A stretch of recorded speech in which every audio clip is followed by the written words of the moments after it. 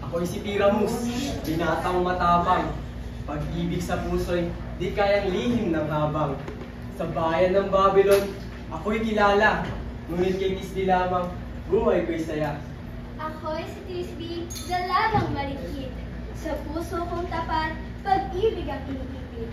Sa ilalim ng buwan, pangarap ko'y ikaw. Ikaw lang, Pyramus, ang buhay kong ilaw. Kahit may pader na sa amin humadlang, damhin pa rin natin ang pusong naglalakbay. Pagmamahalang lihim, sa gabi humihinga, Si Pyramus at Tisby, pag-ibig na dakila. At ang istoryang ito ay pinamagatang ang lihim ng belo. Walang hanggang pagmamahal, walang hanggang pagluha. Noong unang panahon, sa isang syudad sa Babylon, may dalawang maliit na magkatabing bahay. Sa isang tahanan, nakatira ang isang batang lalaki na nagngangalang Tisby. At sa kabila naman ay isang nagagandahang batang babae na si Tisby. At kahit na matagal na silang nakatira sa tabi, ang isa't isa ay may alitan ang kanilang pamilya at walang pagkakasundo.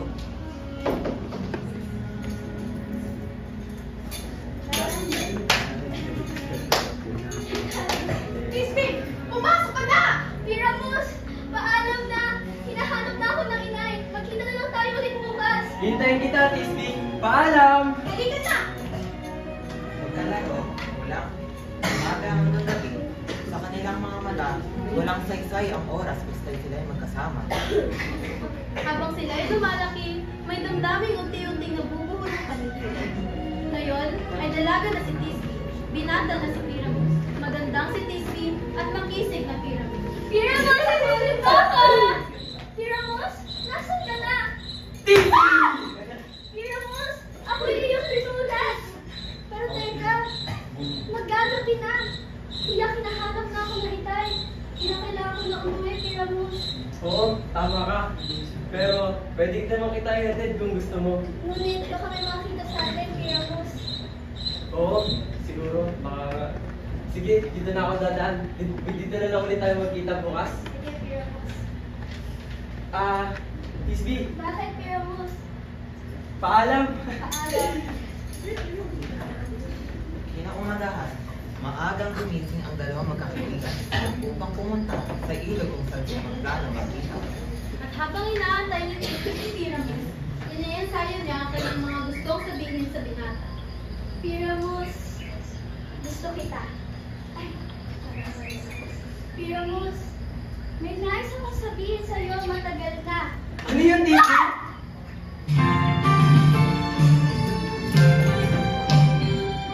Pyramus, mahal kita. Mahal din kita, Tisby. Isang pader ang itinayo upang sila'y paghiwalayin dahil ang kanilang mga magulang ay higpit na tumututol sa kanilang relasyon. Ngunit, hindi kaya pigilan ng pader ang tibok ng pusong pagmamahalan. Sa isang maliit na bulang, sila ay nagkausap at nagpagalitan ng damdamin. Gabi-gabi, lihim silang nag-uusap sa ilalim ng buwan at mga bituin. Tisby, mahal Bakit, ko. Pyramus? Ako ay may plano para tayo makapagsama ng masaya at walang bumibigil sa atin. Ano yun, Pyramus? Tayo ay magtalo na. Ito, may ibibigay ako sa iyo, Belo, para walang makakilala sa iyo.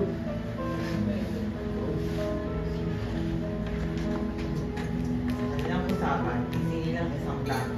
Magkita sa ilalim ng puno ng mulberry upang tumakas.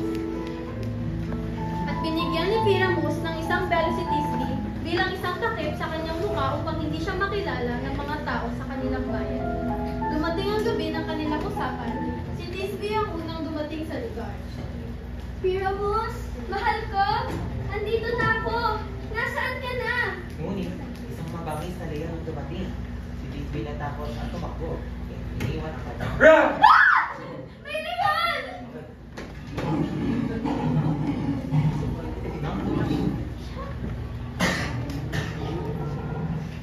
Nang dumating si Pyramus, nakita niya ang belot na ibinigay kay Tisby. Tisby, mahal ko.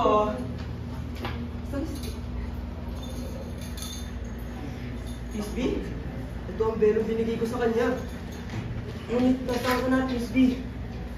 Hindi ko kakayanin at hindi ko mapapatawad ang aking sarili kung ikay mawala. Sa paghahanap ni Piramos kay Tisbe, laking bulan niya na dumating ang ama ng kanyang nobya.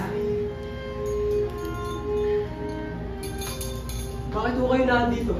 Sa tingin mo ba hindi ko naririnig yung mga plano kanyang kanina? Inaantay ko lang kung matulog ang aking asawa para puntahan kayo rito. Ngunit, hindi po totoo ang inyong nasa isip. Mahal ko po ang inyong anak at wala akong masamang balak sa kanya. Gusto lang namin magsama ng masaya, ngunit kayo ay umahad lang.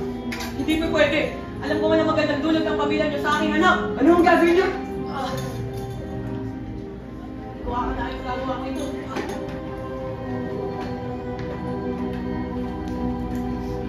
Piramos! Anak ko! Sino may kagagawa nito sa'yo? Hindi ko nakakalang maabot ko sa ganito. Ikaw, Disto.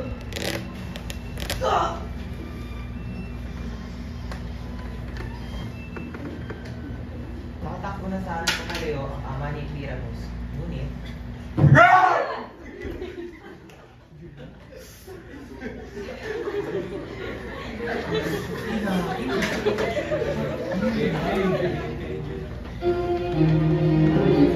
Dumating si Tisbe at nabigla siya sa kanyang nakita. Ah! Ano tong trahedyang ito? Piramos! Mahal ko! Bakit nagpagpusay kayo ng aking ama? Bakit? Bakit kayo namatay? Aking ama! Bakit? Bakit niyo ako iniwan? Bakit? Oh, Piramos! Aking mahal! Ikaw ang aking buhay! Ikaw ang pag-ibig ko! Bakit mo ako iniwan? Bakit? Bakit hindi mo ako inintay? Wala na! Wala na akong lakas! Wala na ako lakas ng buhay na makita! At aking ama! Ikaw ang aking sandigan! Ikaw ang aking kamay! Pero bakit pati ikaw inuwanan ko sana? Paano na ako? Ano mangyayari na sa akin? Wala na akong mauuwian! O kapalaran! Bakit mo ginawa ito sa akin? Bakit ginawa mo ang taong mahal ko? Ano na mangyayari sa akin? Mas gugustuhin ko pa mamatay na lang din kesa mawala ng taong may mahal sa akin. At ikaw! Aatakihin mo din pa ako! Papatayin mo din pa ako! Ang iyon, pero ika'y maamor. Ikaw ang kaibigan ko sa oras ng aking kailangan. Piramos, mahal ko, at ang aking ama, hindi ko kayo makakalimutan. At itong leyon na ito ang saksi ng pagmamahalan at ang bagong lakas ko para mabuhay. At dito nagtatapos ang kwento ng lihim ng Belo.